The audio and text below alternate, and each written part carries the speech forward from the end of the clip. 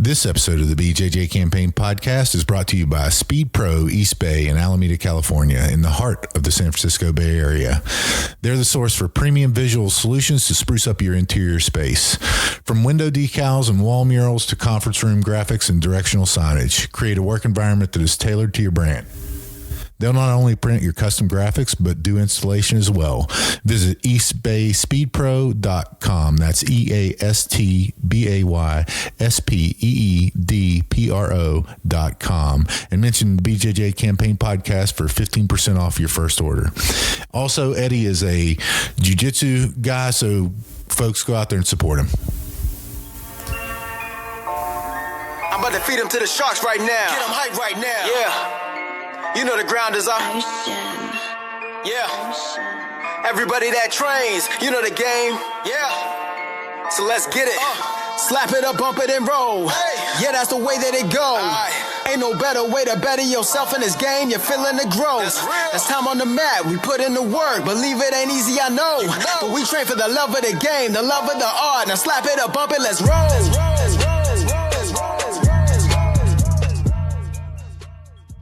Welcome to episode 50 of the BJJ Campaign Podcast. My name is Jeff Boone. I'm an A3 blue belt, 2 stripes. Phil Kors, A2, blue belt, 1 stripe. AJ Clingerman, W2, purple belt, 1 stripe. James Clingerman, A2, black belt, 3 stripes. So we were just talking a minute ago because I was thinking about the introduction, and I was like, James hasn't even gotten a single stripe since he was on the podcast last. That is true. I have made no Neither have I. So then I realized I have no idea how it works. How do the degrees work for a black belt? So actually somebody at the cafeteria last night asked about the same thing. Really, like black belt's it, right? Like even with the coral belts and the red belts, it's all considered degrees of black belt. So black belt degrees are just time in, basically, right? So like you get your black belt, 3 years later you get your first degree, 3 years later second, 3 years later third, 5 years later fourth, 5 years later fifth, and then I believe it goes up to like 7 and then at some point 13 in between stripes. Wow. So I've had my black for 12 years coming up in like 2 months. Interesting. So you're at the 3-3-3-5 now. Yeah. So 2 more years, I'll be a 4th degree. Okay. And now, like obviously somebody could get their black belt, never train again, and technically just kind of hang out and chill and, get promoted. Yeah. Me personally, I do jiu-jitsu. So, like I'm constantly trying to learn. I'm constantly training. I'm still competing, so I feel like I have to be on the mat doing things, continually improving in order to deserve to get that stripe when it comes along, Yeah, totally agree. And on those lines, you are always doing jiu-jitsu. That's what we love about you guys. And so I'd like to hear from both of you the secret to longevity. Obviously, I'm as an older grappler myself, I'm very conscious of how I train, what supplements I use, what I put in my body as fuel, those types of things. What are some of your tips and tricks, and maybe even what are some of the things that you would recommend not to do that you've made mistakes in the past with? Oh man, my whole jiu-jitsu training's been nothing but mistakes. Just go hard. No recovery ever. Everyday porrada. Everyday porrada. No, so like AJ and I, we eat pretty clean. Like we very rarely eat red meat. We don't really do dairy. We don't drink alcohol at all. Like, no drugs or anything like that. Lots of water. Water is way more important than people give it credit for. But something we've kind of recently started doing is slowly integrating yoga, like a lot of stretching. And then, the hopefully we'll be doing more yoga. Just it's time consuming. I don't like stretching. It hurts. I don't like lifting. It's heavy. So those are the 2 things that are really missing from like my personal training, as far as all that goes. Like lifting is good for, preventative, like maintenance is good for recovery. The same with stretching. Like the more flexible you are, the less likely you are to tear something or get hurt. And then also when you're sore and stiff and you need to bend down and touch your toes, but you can't, like you should try, because stretching is good for you. Yeah, absolutely.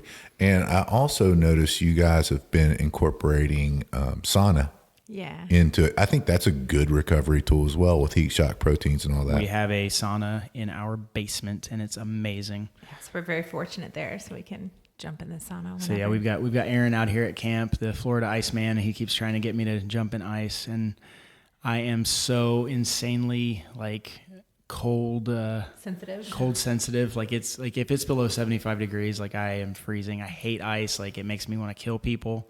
I told somebody the other day it made me want to shoot babies, and AJ won't let me say it anymore.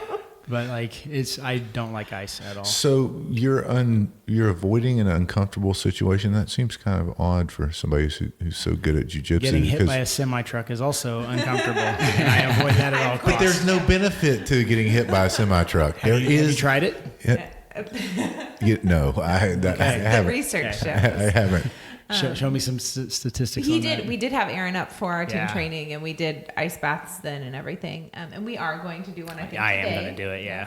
Whoa, wait! You guys are going to do one today because Phil is not going to do it today. Phil's going to do it too. I'm an ice bath. I'm right We can with do it James together. on this. Yeah, I'll can do do it it with together. James. Okay. As soon as James does it. Deal. Just kidding, because he might be messing with me. I'm not even going to commit to that. It's not happening. Yes. You already did You've got it. to. I Now heard you've it. already said it. I heard it. You've already said it. We will film it. We will put it on our Instagram, Yes. folks.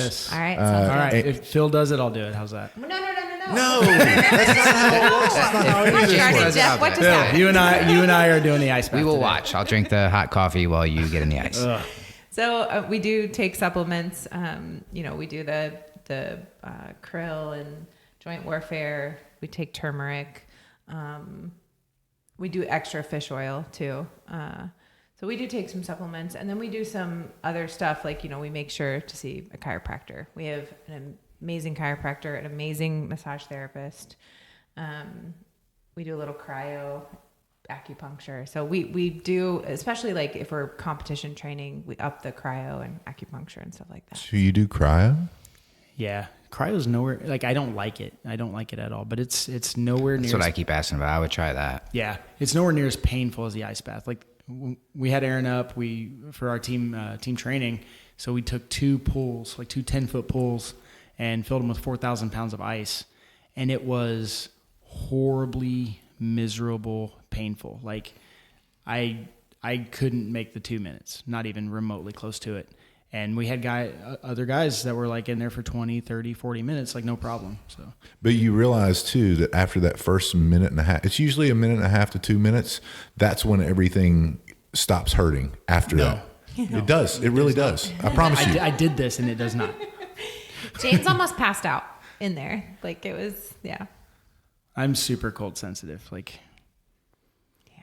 Yeah. Plus, it's not fun. and So negative point. So Let's move on before I so I forget my pass stuff. out from the cold and then I drown because I sink worried straight to the about. bottom. I'm sure there were people that would and then have Jeff saved takes you. your back. Yeah. He finally got it. So, Maybe they're like, oh, look, James is really getting into it. He's underwater.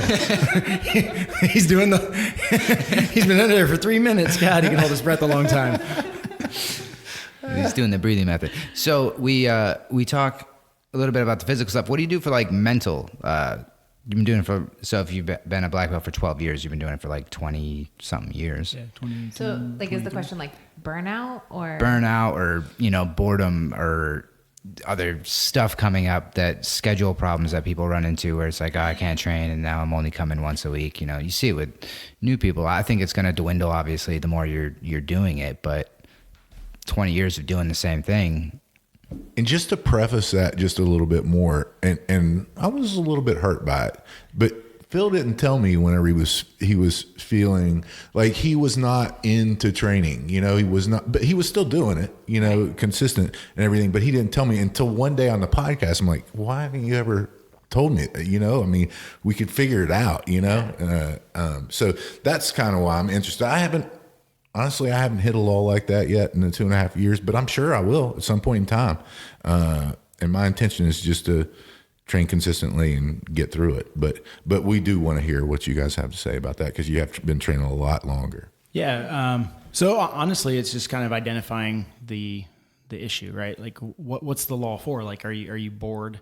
Is the class the same as always? Is it something, external? Is it, going through a breakup or, job issues or whatever. So number one, you have to kind of find the source of the problem. I think boredom tends to be, especially for adults, like, it's like you kind of get in that pattern. It's like, well, I've got this pattern of driving to work and then going to work and then coming home and then eating at this time and then going to jiu-jitsu, and it just becomes a part of a pattern, and we get bored with that.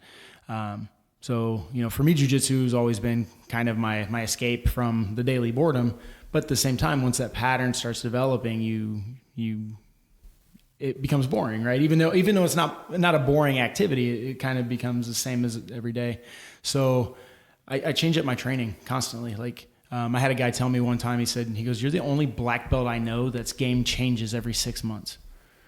Because most guys, by the time they get to black belt, they have their game, and that's fine. Like, everybody should have their game, especially competitors.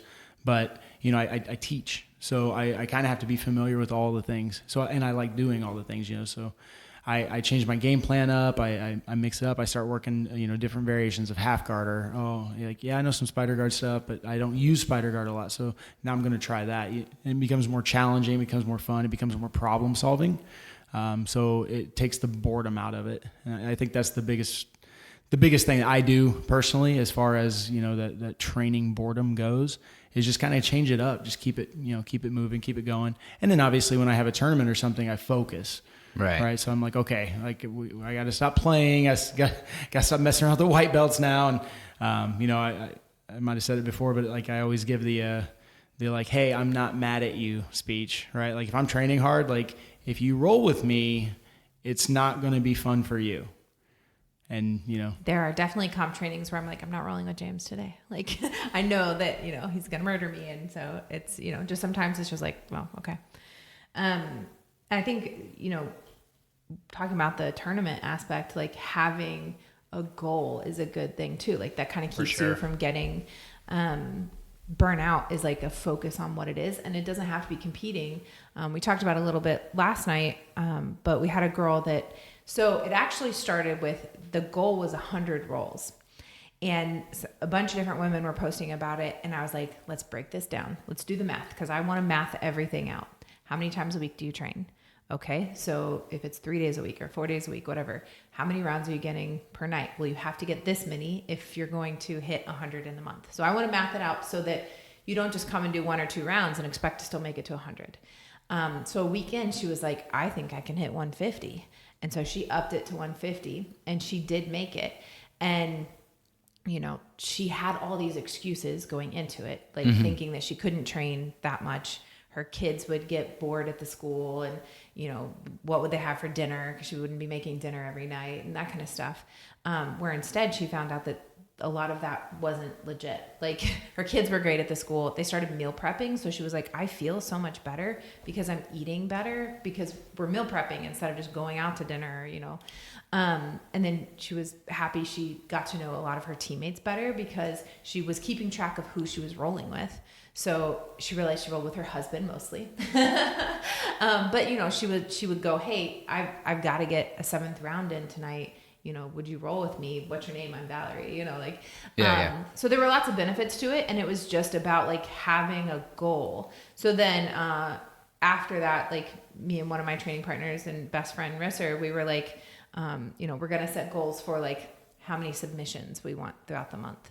And then once we get through that, we're going to do like, okay, we want this many loop chokes this month. And we're going to focus on like one submission, or, like a couple that are, probably loop choke and Wild West, because that's our combo, and like how many we want that month. So it just kind of makes it fun again. Like, if you're not going, if competition isn't the thing you're going to do in the near future, then it's more about like just setting an interesting goal and seeing, like, how many did you get tonight? How many did you get, It's kind of funny, because it's sort of what ended up happening. Was, for me, it was just constantly focused on be on top, stay on top, or sweep to get on top. Yeah. And just never be in the closed guard anymore. Like, stop it. And just, that's kind of naturally what ended up happening. Yeah. That's funny. You gotta change it up. And I think going in with a game plan, like James talks a lot about game plans, but if you're just going in and just doing jiu-jitsu all the time, then it becomes very much the same thing. But if you go in with a game plan, no matter what that game plan is,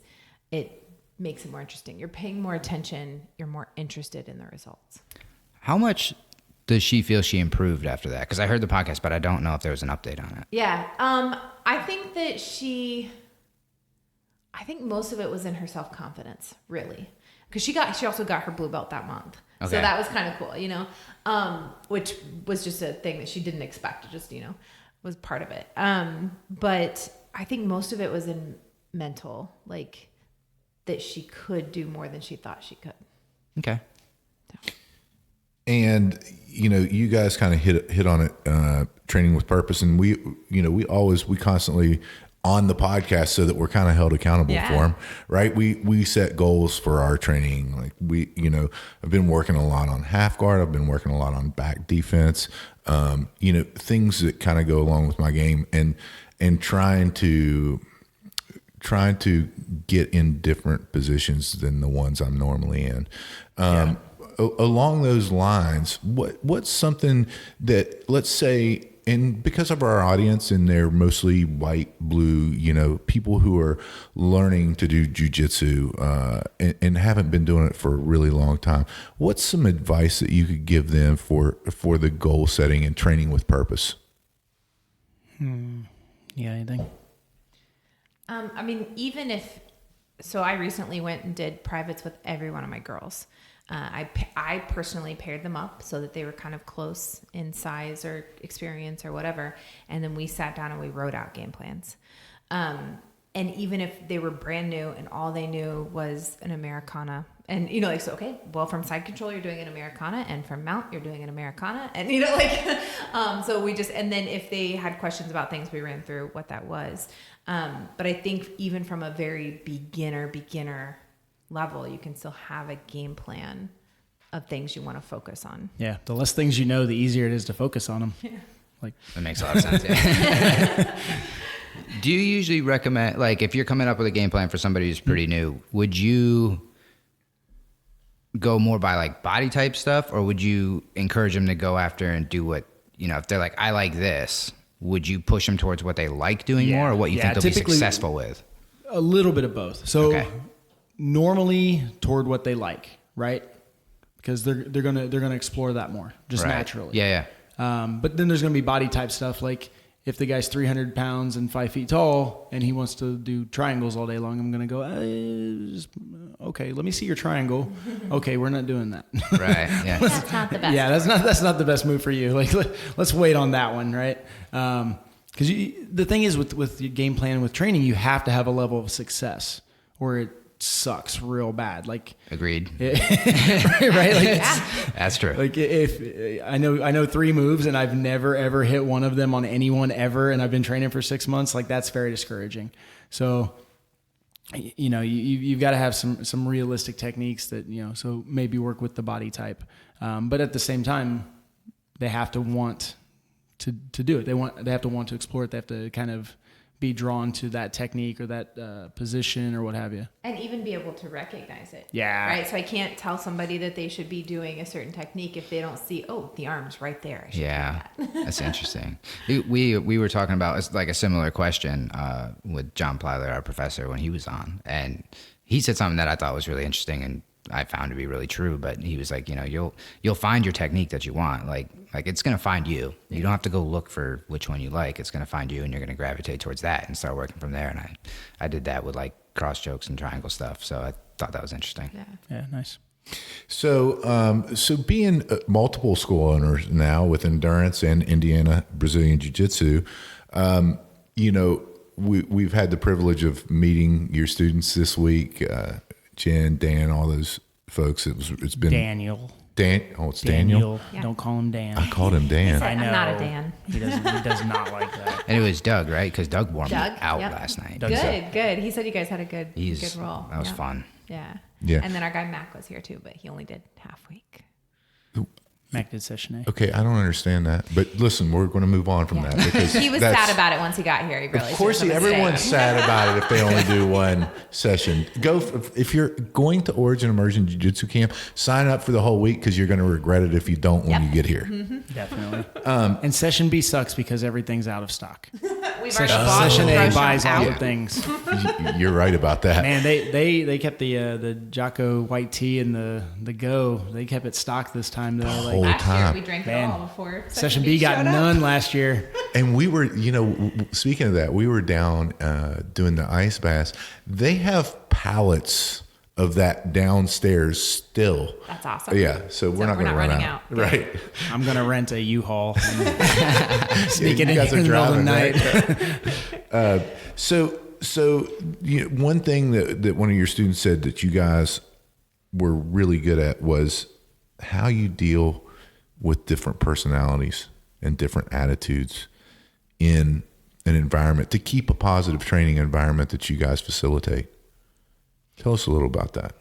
For me, I'm very much I love you where you are. Like I've always said that's who I am. I had a girl once tell me that, like she was going through a rough time and she's like, I'm sorry, I'm not my normal, like bubbly, uplifting self. And I was like, I don't need you to be anything for me. Like, you don't have to be any personality or, whatever for me. I'm going to love you where you are. I'm going to help you improve, but I'm going to love you where you are. So as far as our students go, I really, I push them, of course, but I appreciate where they are, whether they're there for just self-defense or for confidence or they want to compete, or it doesn't matter. I'm there for your journey. It's your journey. If you want to change that journey, I'll help you find the way to do that. But that's, I guess, how I personally navigate it. Yeah, I mean, everyone has something going on in their life at any given moment. Like, especially when you have, you get 300 people, very few of those people are 100% happy all day long, every day, all at a given time. So you just have to understand that like everyone's going through something at some point, and just kind of be there for them. And Jiu-Jitsu's there for all of us. And yeah, it's the thing that they're doing for something positive. So, and we come together. It doesn't matter. Like, Jiu-Jitsu is the great equalizer. The mats don't care. The mats don't care what your race or religion or anything like that is. So, we just... Yeah, it's everyone's in there sharing the love for the same thing. So, and I always say that Jiu-Jitsu builds trust extremely fast. That's how we have such close relationships, is because you're going to choke me, and I'm going to tap, and then you'll let go. So there's like this instant trust that like my life is in your hands, and you're going to let go when I ask you to, and we move on. So you get really, really close relationships quickly through Jiu-Jitsu, so that helps too. I was training with Josh Hinger one time, and I was showing him the Von Flue choke, and like he tapped, and I jokingly was like, "Nope, this is my chance," and he was like, "Whoa, hey." He's like, "Hey, like there's like I can't, man." He called it like something like an agreement of trust, and he's like, you don't break the agreement of trust in Jiu-Jitsu. He's like, a tap is a tap, and I was like, yeah, obviously, like I was joking, but yeah, it was cool to hear that from somebody else. He's like, whoa, like tap means stop. And even day one, like we explain what the tap is to new people, and we tell them like, even if you think someone tapped, stop. Right. Like if you don't know, like maybe their hand got caught, like you have no idea why somebody taps sometimes. Like I had a guy tap last night because his toe got caught in my band. Right? We're all wearing bracelets at Origin Camp, like the little rubber ones. And I could tell it wasn't my sleeve, but I knew something was going on. But he was just like, stop. And so I just froze, and he's like, can I get that toe out of there? I'm like, yes. That's why I'm wearing I took it off and I threw it at AJ. I was like, get this off of me right now. But yeah, I was like, I was in his guard. I'm like, obviously I'm not tapping him out. Like, but he tapped and we stopped and then we reset and everything was good. Yeah. And along those lines, we do share our personal space, right? I mean, and there's a lot to, probably not enough credit given to that connection we get with people whenever we're touching them, because we're, right. Well, if you're a white belt, you might not have all your hands and feet on people, but you should. Right. But we're constantly gripping, we're constantly touching. And I think that's something that's very important that most people that don't do jiu-jitsu might not get enough of. And so I think that does build that intimacy and that trust and those, you've all seen the memes, you have a jiu-jitsu shirt on and you're immediately friends, right? Yeah. I mean, did we just become best friends? right. That's the one. And so, yeah, I think that there's a lot to that. And I'm grateful for it in my life for sure. Coming to Origin Camp, we made friends at the airport. We stopped at Cracker Barrel because we thought we'd eat there. I made a friend there. And then we went to Chipotle. I made 3 friends there because they all had on jiu-jitsu shirts all coming to camp. I'm like, oh, we're friends. Exactly. So Phil and I were talking whenever we were prepping for this, and something that I'm not good at is Jiu-jitsu. Yeah, well, that. Although I'm going to go here because, folks, I'm going to give you a tip on how to get out of James Clingerman's loop choke, because I've got it perfected. Oh man, this was really good. I've got this is. Right? No, it's going to work every time. Every time. But you got to first have the setup, right? I also want to take partial credit for this, and I'll explain why after. Yeah. So the first part of the equation is he has to have a new gi on. Okay. Brand new. Brand new. James or someone else? No. No. James. You don't. It James doesn't has matter to. what gi you have on to get out of his loop choke. This technique works in no gi as long as James is wearing a gi. Yeah. Right. You can be. Well, I yes. can't loop choke. Can't you. loop You're not choke wearing from- any gear. I lied. This Okay. is why I'm not very good. Maybe a hoodie. Phil's not good at loop choke. We need to work on this. So the secret technique is that you cut your head shaving the night before, because then whenever he gets you in a loop choke, it scrapes the scab off, and then it gets blood all over his new gi, and he immediately lets go before I was even ready to tap. That's almost true. So it wasn't the blood on the gi that made me let go. It was the blood spurting from the top of your head all over the mats that made me let go, because I wanted to check on your well-being. Either way, success on my part. And last year when you were showing the Von Flu, it was no gi, and he didn't shave his head, and his stubble was just tearing it up. It was just the worst thing he ever has done to me. He was like, no, the choke's not on, but the stubble on your head is killing my bicep. So, getting back to the question, and that is, I'm really bad. So every time after, our professor, John Plyler, he shares a technique, he says, are there any questions? I don't have any questions because I haven't drilled the move. Right. I mean, like maybe if it's one that I'm familiar with and I want to add something, but I don't think of those things right then. Yeah. And then The technique doesn't fall apart until you try it. Right. Yeah. And then inevitably it's like I get 2 or 3 reps in and I'm like, Right. or I'll wait till we reconvene and he, tightens up whatever it is that the detail is that he's seeing everybody do wrong. I have a problem asking thoughtful questions because first off, I don't want to be the guy that's the but what if guy, right? Because there's 7,000 but what ifs. And if you're listening and you're out there and if you're the what if guy, stop it. Or what if girl, don't care. Stop it. James has a great answer for that, first of all. So I hate what if questions. Right. On a low level, right? On a low level. Like if you know the technique, if you're familiar with the position, then we can go into what ifs. But when I'm showing a brand new person a basic armbar and they say, well, what if he pulls out of it? It's a simple answer. They won't. They never will. And the reason they never will is because you don't know the armbar to go for the armbar in the first place. So you need to learn step 1 and apply step 1 before they're going to defend that, and we can move on to step 2. That is a great answer. But stop asking what if, people. Yeah. So on the line of how, because I noticed you asking questions. I noticed you asking questions, AJ. What?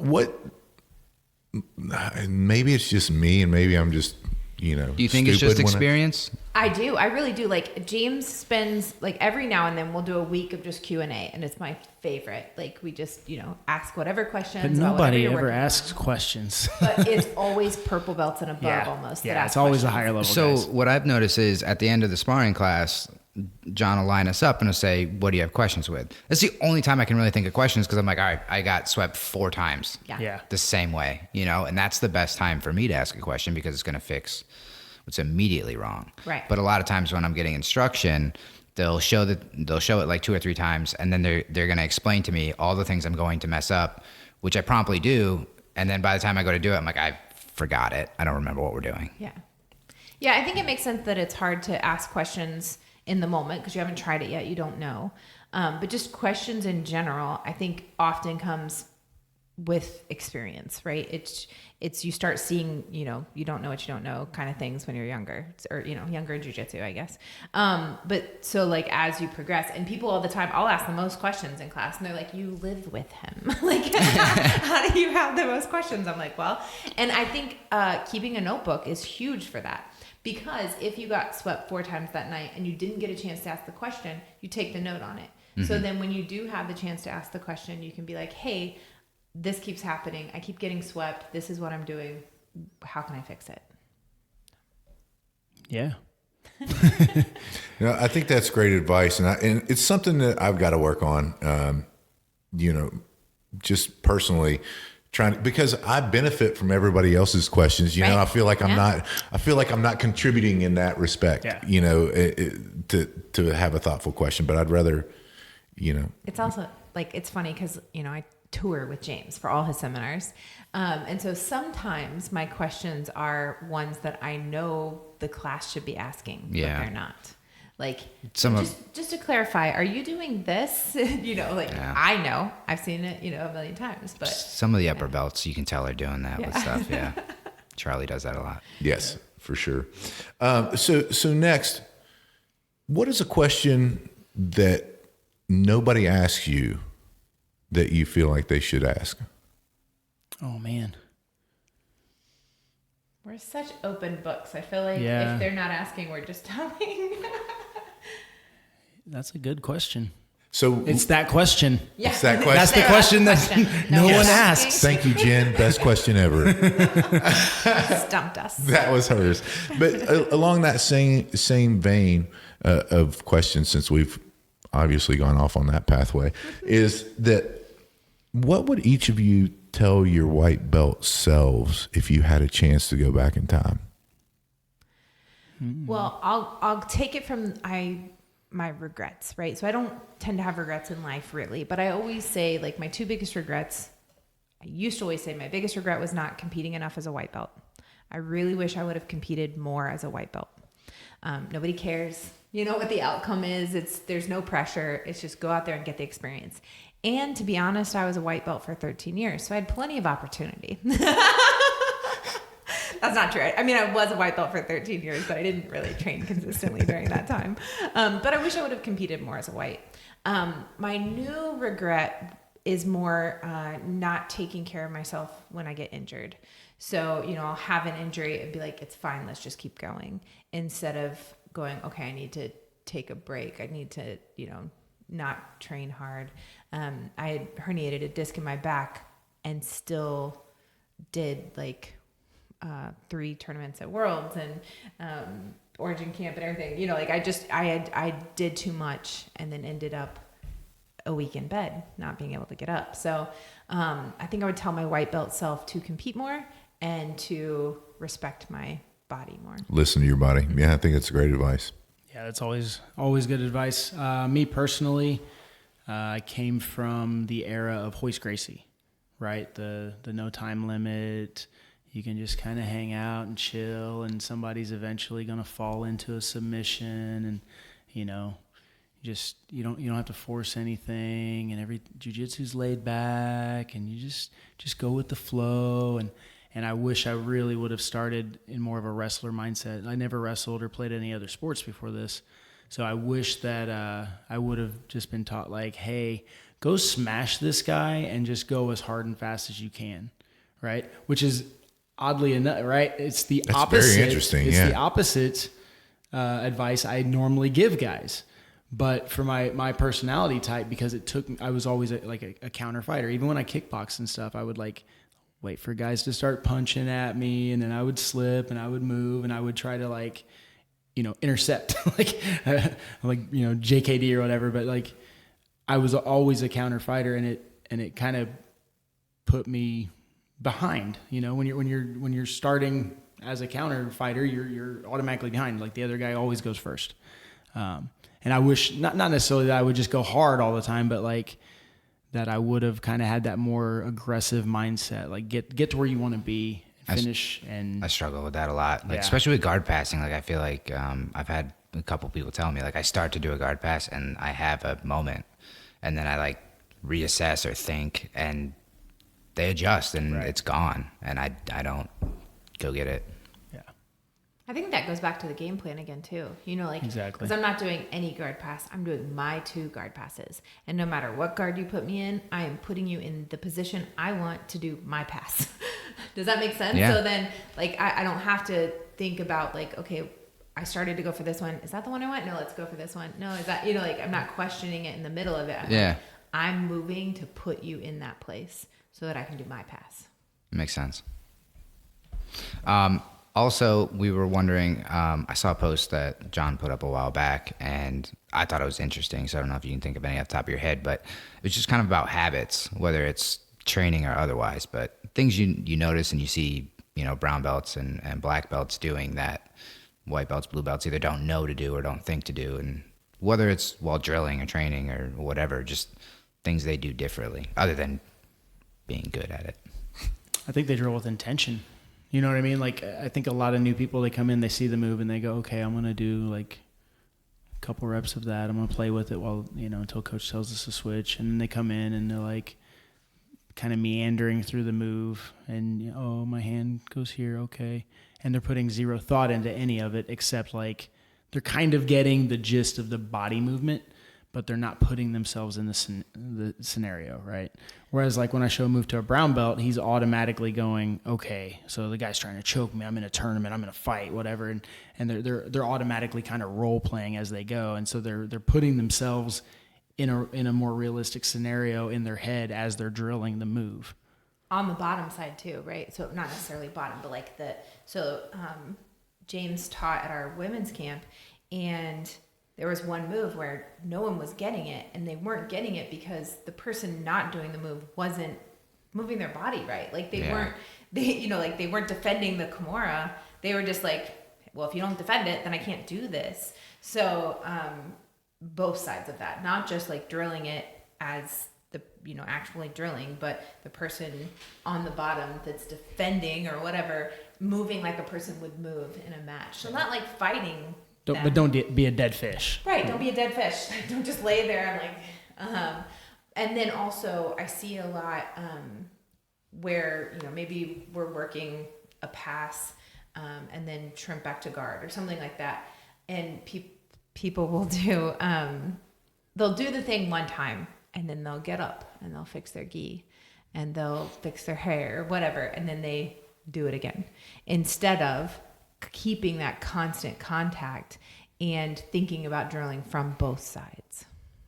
Yeah, agreed. And it's something that I find that the more experience I get with jiu-jitsu, I do what you do. And from early on, Phil and I have always been of this mindset, is that whenever it's time to drill the move, I want to make sure that I'm getting the most reps of that move of anyone in the class. Mm-hmm. And I think that's really beneficial to, I'm not going to say accelerate your learning, but the more times you do it, if you do it 10,000 times, if you get in 4 extra reps every time, you're going to be better at that move in a shorter amount of time. Right? It's the same amount of reps. It's just a shorter amount of time. Yeah. I make our guys do math constantly. Like, I'll go, okay, guys, like I want you to count how many reps you get, right? And I won't tell them why. And I'll set the timer for 3 or 4 minutes, whatever it may be. And I'll go, okay, how many reps did you get? And they're like, 4. And I'm like, okay, let me do this move. I want you to count.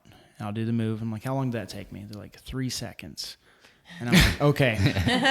You should have got 60 reps in there. Right. And that's what I do. I'm like, okay, so 3 seconds. How many of those can you do in 1 minute then? And they're like, 20. Okay. And we went for 4 minutes. So how many should you have gotten? Yeah.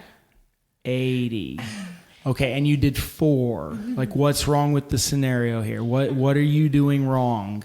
Like, even with a little transition period, like you should still be at 40 or so. So like people just don't use their time wisely. Right. So we have a term, I actually got it from Hoist Gracie. No barbecuing. right? So no wasting time, no social gathering during class. Don't sit around and talk. When you're told to drill, you drill. And when you're drilling, no dead space. Like you do the move, you do the move, you do the move. Don't do the move, fix your hair, fix your belt, talk to your friend. Like just do it and do it with intent. But yeah, so the no barbecuing story real quick. I guess I should back that up with a with the story. So 1998, I believe. It was either early 98, late 97. I think it was 98. I was training with Hoist in a seminar. There's probably 100 people in the room. I don't know. A lot. And, he shows a move and he comes over and he's like fixing one of my grips or something. And I had noticed this group of like 6 or 7 guys sitting around chit-chatting, which was super weird to me. Like I came from like judo and Japanese jiu-jitsu and did some karate and stuff. And there was none of that ever, And I was like, what are these guys doing? Mm-hmm. And so I'm drilling my move and Hoist kind of stops. He's like, hold on, James. And he walks over and he like stands over these guys and they're just talking. Like they don't even acknowledge him. And he goes, guys! And they're all like, oh! And, you kind of like scared them. And he says, what are you doing? Looks like you're having a barbecue. Train. And I just, I was in earshot and I was like, oh, that's awesome. So like, on our list of rules, it says no barbecuing. Yeah. I like it. I think competition too can help with that. Like I had a girl, Jordan, compete at Worlds, and she came to me afterwards and she was like, jiu-jitsu is no longer a social hour for me. I'm ready to like take it seriously. And she's been training 2 years. Maybe? Yeah. Just got her blue belt. Yeah. So it was just cool. Like then seeing the bigger picture, she had this realization of like, okay, probably I've been talking too much, been goofing off too much. It's time to train. And I think your whole approach to competing, I really like it, and that you encourage it a lot. I compete anyway. Like I can't play video games if I'm not beating or trying to beat another person. I'm not interested. Right. Yeah. I'm already drawn to that naturally, but I think your points of saying, if you train for self-defense, and if you guys want to talk about that, I think that's all great because I think it's super true. I mean, yeah, maybe not everything is legal and you can't punch the guy in the face, but at the same time, like I've never had an adrenaline reaction like my first competition, exactly, which has improved a lot. So yeah, I really like your guys' approach to competing. Like, and that's specifically why I asked you the question, because I know you don't, but when you were talking to somebody and they're just dead set against not competing, we kind of all can figure why, but I'm like, do you care if people win? I think it was really impressive. I think we talked that guy into competing last night. Yeah, if you remember, he was like, "Oh, I'm going to compete." Yeah. And just to set up what we were just talking about, it was one of the grapplers here at camp, and he was stuck. He was asking about promotion. He's a 4-stripe blue belt, and James, I'd love for you to go into those 6 pillars because I think that was really enlightening. And listen, folks, the real answer is, don't worry about the belt. It's a piece of cloth that holds your gi together. I mean, it's going to come. I think we've seen enough people around enough time to know that if you just keep training consistently, those things will come. But what people are looking for, and every professor's different. I mean, right? There's a lot of similarities, in all this. And crazy enough, it seems to work. It seems like whenever you're rolling with somebody, what they are, Yeah. And so if you would just talk a little bit about those 6 pillars. Yeah, for sure. So everybody always asks, like, what do you look for in promotion? And I tell them, so I've got 4 main pillars and then kind of 2 like secondary pillars, I guess. And it's pretty simple. It's level of knowledge. How well do you know the technique? How many techniques do you know? Time in. How well do you roll with your peers in class? And how well do you compete? So if one of those pillars is weak, the other 3 need to be stronger. And what I was telling that guy, and as soon as I said, how well do you compete? He was like, oh, yeah! And he started like groaning and making all these noises. And he's like, basically was like, I would never be your student. And yeah, not that he said that, but that was kind of the attitude. And I was like, hold on, like, give me a minute. So it's almost always competition that is either the weak pillar or it's the strong pillar, right? You have some guys that they're not super technical, but they're monsters on the mat. They move well, they crush. Maybe they came from a wrestling or a judo background. And so if you're out there and you're winning blue belt worlds and other tournaments. So that's also another thing. I don't look at like like if you win worlds, that's awesome. That's a tournament. Can you also win the local tournament? Can you also win this other tournament? You know? So just because something's worlds doesn't make it like the end all be all, right? You know, we've got guys, my guy Joel, he's a 6-time world champion, and he's been tapped out at our local tournament so many times. It's not, you know, and he's just like, what in the world? And it's like, well, this small local tournament, that is some guys' worlds. It's the only tournament they get to do. Mm-hmm. So they train like it's, you know, Abu Dhabi when it's, you know, the ego in Indiana, you know? Right. But so it's always that tournament thing that's either really strong or really weak. But, you know, if you don't compete at all, or maybe you just don't compete well, then the other 3 have to be stronger. It might take you a little bit longer. Your level of knowledge should be a little bit higher, right? If you don't roll well, you know, we've got guys that are 60s. They're not in they start when they're 60s. I don't expect those guys to be able to roll well. But what I do expect, I expect them to be able to show a new person how to do the moves. You know, I expect their level of understanding of the technique to be pretty high before they move on to that next belt. And it's going to take them a little longer naturally, right? So 5 and 6, 5, I kind of added, honestly, as I started getting older, because I realized like, oh, I'm not going to be able to like, you know, stay healthy forever. Like there's going to be a point where I peak and then everything's downhill from there. And so it's continual improvement, right? So that might be physical, that might be emotional, that might be, and well, it definitely is technique. Like if you're doing jiu-jitsu, your jiu-jitsu should be getting better in some aspect. Now it might slow down. Obviously, like when I was a white belt and knew nothing, my first 6 months, it was like my jiu-jitsu skyrocketed, right? And there's always peaks and valleys, but now that I'm a black belt, I'm fairly good at jiu-jitsu. My jiu-jitsu, like there's not going to be a lot of like skyrocket moments for me. There's not going to be a lot of like giant climbs in my skill level.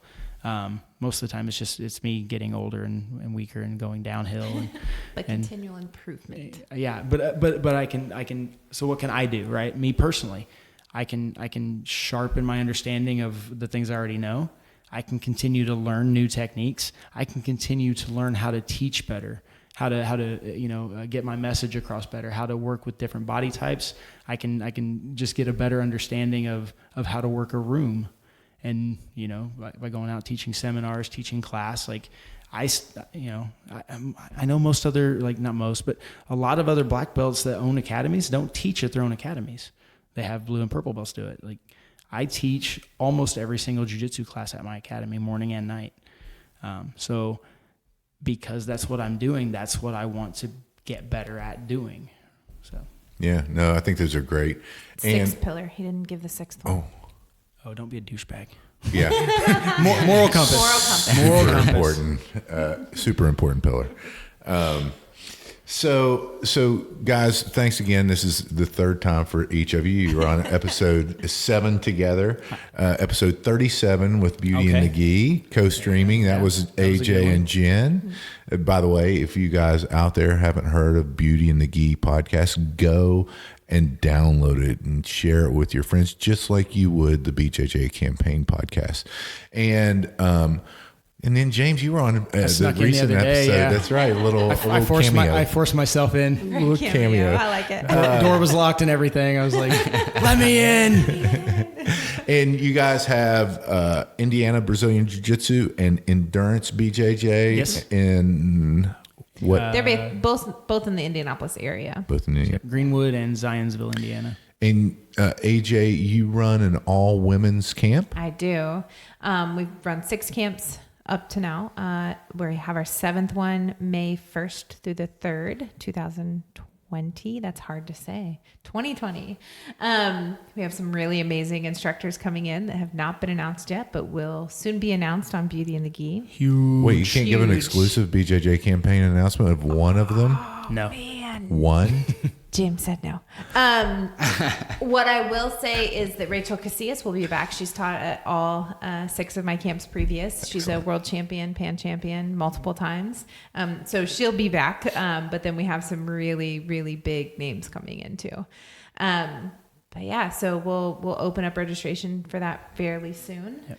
on the Fight Hub. We had Emily Kwok at this most recent one, had 160 girls.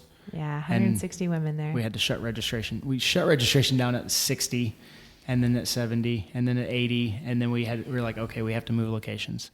And so we opened it up, and we were like, okay, we got to cap it at 160, and we hit it sold out so fast. It was awesome. Are you thinking about expanding it, or are you still going to do 160? Yes. Nope, we're already in talks with a bigger place, getting that all finalized, and so I think probably we'll hit 220 is what we'll have to cap it at for this one. So folks, if get in on that early registration, right? For sure. And there's going to be a code, BJJ campaign podcast code. It won't get you anything, but you can put it in anyway. We'll see what it can get you. Maybe that can be that. But yeah, so May 1st through the 3rd, and that's Role Model, like ROLL. That's a Role Model women's only grappling camp. So excellent. And there's nothing better than Jiu-Jitsu camp. Nothing. 100%. Yeah. Anything else, James, for you? Nope. Got a couple of DVDs coming out. So we also own the Fight Hub. So we produce some DVDs. I've got some of my own. And then we've worked with like Josh Hinger, Chris Woodmansey, Tom McMahon, Marcella Cohen, Tim Sled. So we've done some DVDs with some other guys. We've got one with Chris Noonan coming out. I'm actually pretty excited about the Cararina, the small chair. What is it? Small like chair, little chair. That's what it means. But it's kind of something exciting. We've got another one that we've already filmed with Marcella Cohen. We've got a dual disc that we filmed with Christian Woodmansey. I just filmed a high collar passing DVD. So I've got a lot of editing to do. And then we are, after Origin Camp, we're going to drive down to Boston, where Christian and I are actually filming another DVD for BJJ Fanatics. And then I will be filming a shin across stomach sweep system DVD for BJJ Fanatics. You guys are busy. Yes. Phil, tell the audience how they can help support us if they choose to. BJJCampaignPodcast.com, t-shirts, patches, and then the Facebook group on Facebook.com/BJJ Campaign Podcast. And if you have to ask to join the group, just send me or Jeff a friend request and we'll get you in. Also, Instagram, BJJ Campaign Podcast. We're posting plenty of pictures on there from this week's Origin Immersion camp. And you'll also see blood spurting out of Jeff's head. True story. And on James' ski. And if you're not out there doing something each and every day to make yourself better, get out there and do it. Phil, AJ, James, myself, we all choose Jiu-Jitsu. We hope you do too. I'm about to feed them to the sharks right now. Get them hype right now. Yeah. You know the ground is up. Yeah. Everybody that trains, you know the game. Yeah. So let's get it. Slap it up, bump it, and roll. Hey. Yeah, that's the way that it goes. Ain't no better way to better yourself in this game. You're feeling the growth. That's time on the mat. We put in the work. Believe it ain't easy, I know. But we train for the love of the game, the love of the art. Now slap it up, bump it, let's roll.